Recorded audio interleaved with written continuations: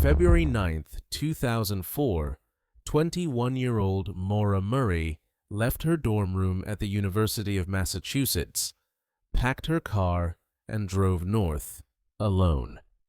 She didn't tell her friends, she didn't tell her family, and she didn't tell anyone where she was going. Just hours later, her Saturn crashed on a dark rural road in New Hampshire. A witness called police. He spoke to her briefly. She said she was fine. But minutes later, when officers arrived, Maura was gone. No footprints leading into the woods, no signs she hitchhiked away. Just gone. This is one of the most baffling disappearances in American history. When Maura left campus that afternoon, she emailed her professors, saying she'd be gone for a week because of a family emergency. But that emergency didn't exist. Her family had no idea she was leaving. She packed clothing, toiletries, textbooks, and her birth control pills. It looked like she was preparing for a trip, not a disappearance. Before leaving, Maura searched online for directions to the White Mountains. She also looked up places to stay in Vermont, including cabins and small motels. Nothing suggested she was running from danger. But something was clearly wrong. 4 days earlier, Maura had a sudden breakdown at work. She was a nursing student, doing her shift at the campus security desk. Out of nowhere, she started crying uncontrollably. Her supervisor asked what was wrong. She could only say, "My sister."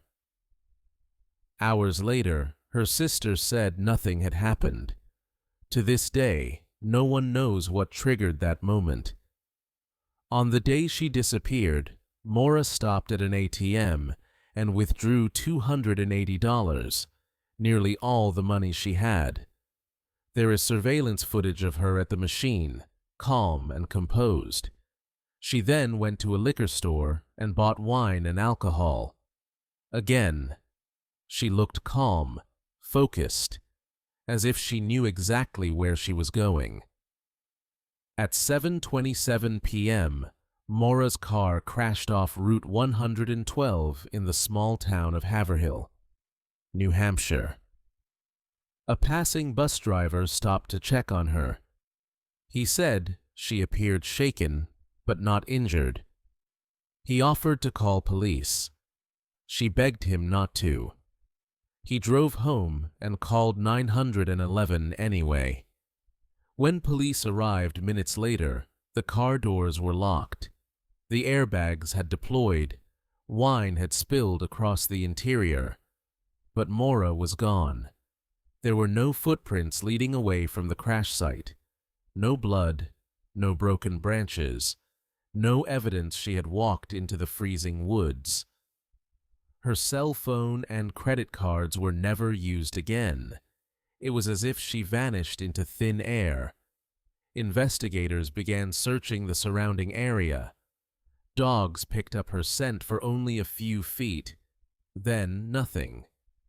It was like she'd been lifted off the ground. Theories exploded. Some believed Maura ran away to start a new life. Others believed she planned to harm herself. But many point to something darker, that Maura was picked up by someone on that road, someone who took her, and made sure she was never found. The timeline became even stranger when a nearby resident claimed she heard a frantic sound that night, a single, haunting cry coming from the direction of the crash. Police could never confirm it. As days turned into weeks, the searches grew massive. Helicopters, ground teams, dogs, volunteers, hundreds combed the woods. But not a single trace of Maura, her clothing, or her belongings was ever found.